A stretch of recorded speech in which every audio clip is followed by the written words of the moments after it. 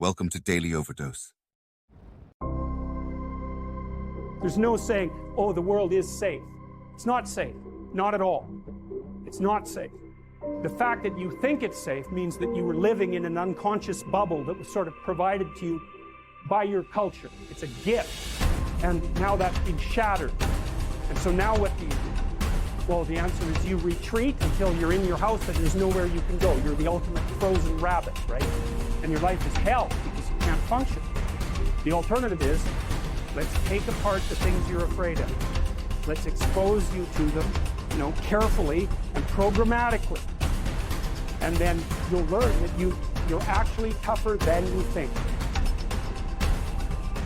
Resilience. Resilience, the ability to return to the original form after being bent or being stretched or being compressed. That's the dictionary's definition of resilience. The ability to readily recover from illness or depression or adversity. Resilience, being able to withstand setback, broken hearts and broken dreams, financial crisis, loss of loved ones, loss of enterprise, and loss of health. How would you ever handle it if you lost everything you had today? What would your next step be? You have trouble being resilient because you think everything works like laptops, like computers, that if you rub it, it'll click for you, it'll move for you, it'll open for you. And you try thing after thing after thing. I tried that and it didn't work, and I tried that and it didn't work, and I tried that and it didn't work, and I tried that and it didn't work. Because you think that trying something for a little while ought to bring you a big return. But life does not work like Apple. It does not work like that. Some stuff takes time. Greatness takes time. It takes time. It takes time to build your brand. It takes time to build your life. It takes time to build your career. You got to be prepared to get 1,000 no's to get one yes.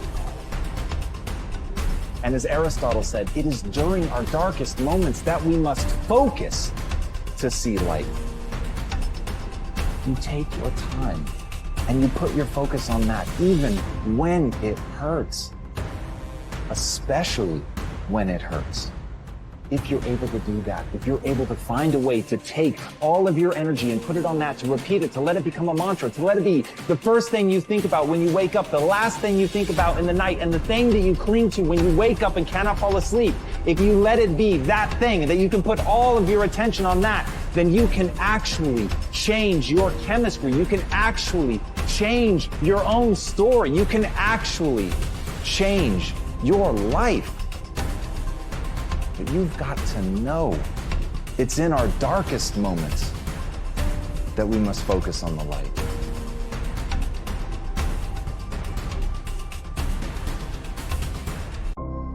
Thought is a spiritual activity and is therefore creative.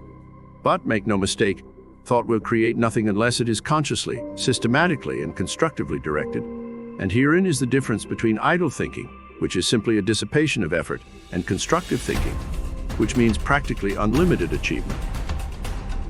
We have found that everything we get comes to us by the law of attraction. A happy thought cannot exist in an unhappy consciousness. Therefore, the consciousness must change. And as the consciousness changes, all conditions necessary to meet the changed consciousness must gradually change in order to meet the requirements of the new situation.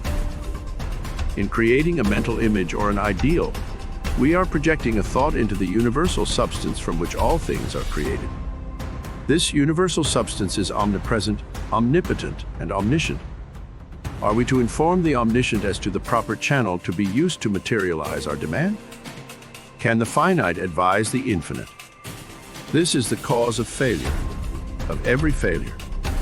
We recognize the omnipresence of the universal substance, but we fail to appreciate the fact that this substance is not only omnipresent, but is omnipotent and omniscient, and consequently will set causes in motion concerning which we may be entirely ignorant. We can best conserve our interests by recognizing the infinite power and infinite wisdom of the universal mind. In this way, we become a channel whereby the infinite can bring about the realization of our desire.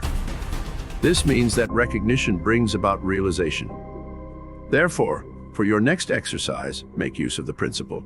Recognize the fact that you are a part of the whole, and that a part must be the same in kind and quality as the whole, that the only difference there can possibly be is in degree.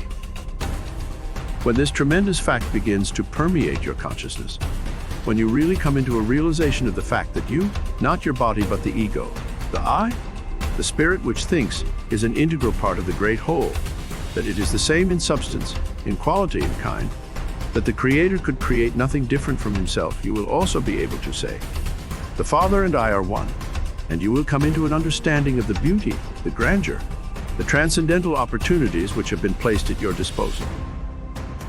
Increase in me that wisdom, which discovers my truest interest.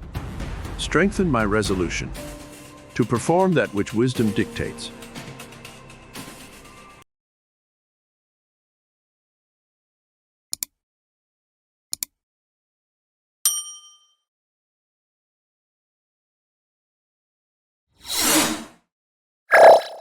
Thank you for watching our videos.